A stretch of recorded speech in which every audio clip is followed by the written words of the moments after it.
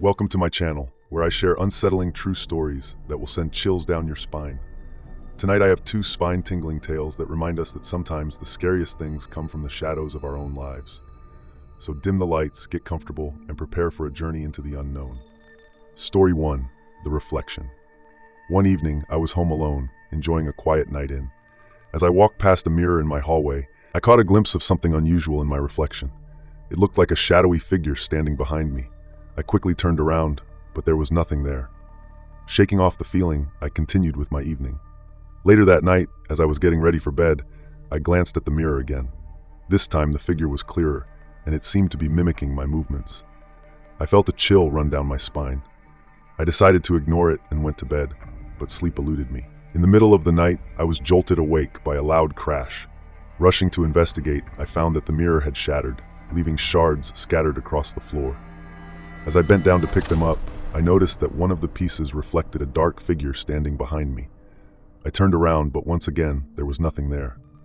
The next day, I learned that the previous owner of the house had experienced similar disturbances before mysteriously disappearing.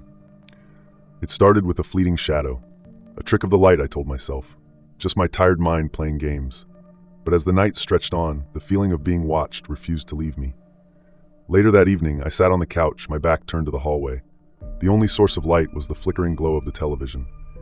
Every now and then, I felt an itch at the back of my neck, like unseen eyes were fixated on me. I tried to shake it off, but an uneasy weight settled in my chest. When I stood up to get a glass of water, I hesitated before passing the mirror again. My pulse quickened as I dared to look. The figure was there, dark, looming. But this time, it wasn't just mimicking me, it was slightly delayed, its movements just a second behind mine. I froze.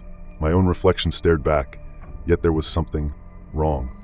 My breathing hitched as I raised a trembling hand, and so did the figure. But when I lowered my arm, it didn't. I stumbled backward, my heart hammering against my ribs. I turned away, squeezing my eyes shut, forcing myself to take deep breaths. "It's in my head," I whispered. "Just my imagination." Summoning the courage to look again, I found only my own reflection staring back. My lips parted in relief, but I felt no comfort. That night, I locked my bedroom door, just in case. The shattering, I woke up to the sound of glass shattering. The noise was so loud that it rattled the walls. My heart pounded as I grabbed my phone and turned on the flashlight. The air was unnaturally still. I stepped cautiously into the hallway, the mirror completely destroyed. Shards of glass covered the floor, glinting like jagged teeth in the dim light. My breath hitched when I noticed something in the largest piece of glass. A reflection. There it was, the shadowy figure. But this time, it wasn't behind me. It was staring at me from within the broken mirror. Trapped, waiting. I scrambled backward, barely able to breathe. My mind screamed for logic, but every inch of my being told me something unnatural had taken place. I didn't dare to move closer. Then, a whisper, soft, almost gentle. "Let me out." I ran. The next day, I packed a bag and left the house. It wasn't until later that I learned the truth.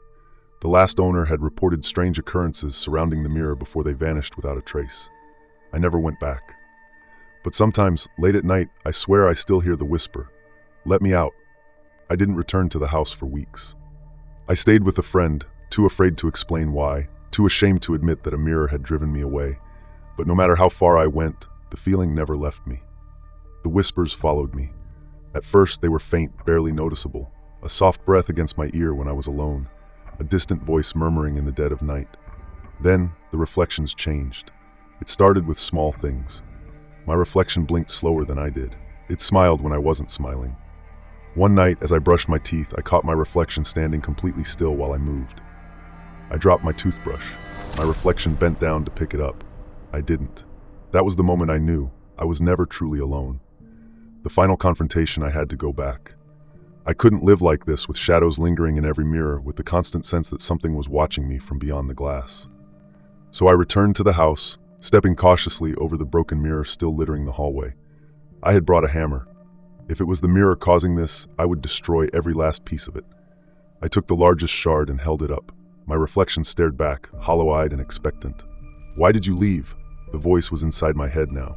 I gritted my teeth, gripping the hammer so tight my knuckles turned white. "What are you?" I demanded. The reflection grinned. "I was waiting for you." I swung the hammer. The glass shattered once more, sending razor-sharp pieces flying. But before I could move away, I felt something cold wrap around my wrist. A hand. I wasn't holding the glass anymore. The reflection was. My breath came in sharp, panicked gasps as I struggled to pull away, but the grip tightened. The glass shimmered, warping like water. The last thing I saw was my own face staring back at me, eyes wide with terror, before I was pulled inside. The aftermath. A week later, my friend came looking for me.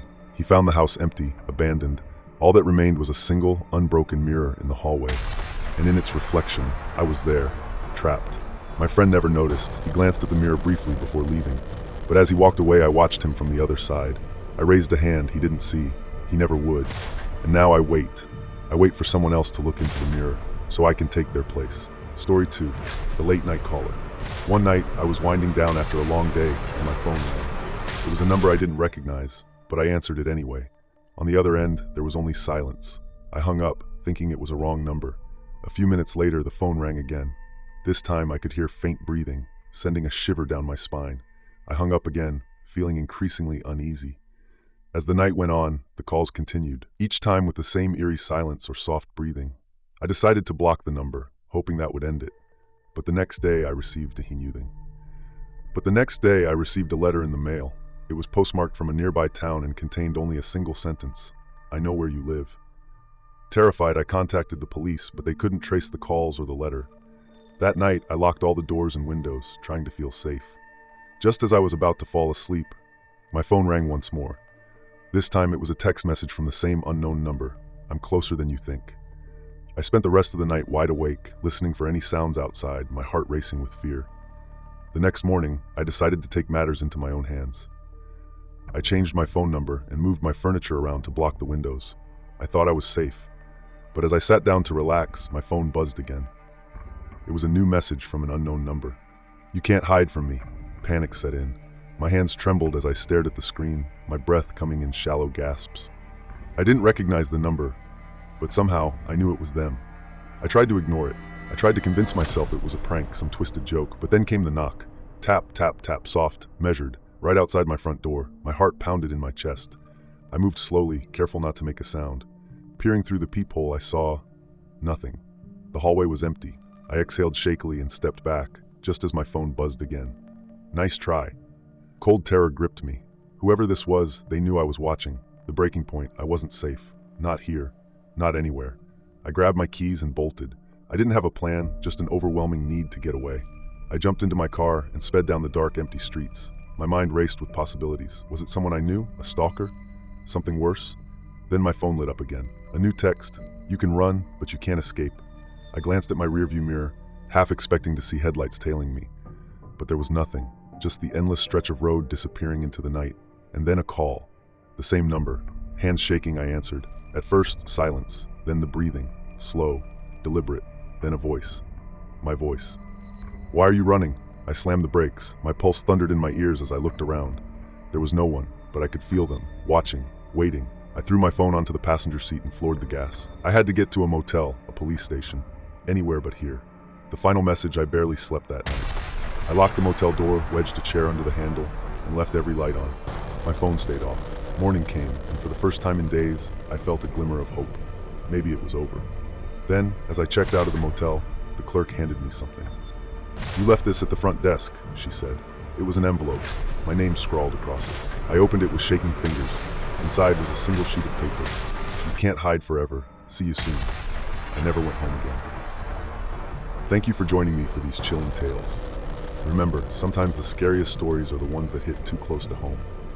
If you enjoyed these stories, please like, subscribe, and hit the notification bell so you never miss a spine-tingling moment. Share your thoughts in the comments below.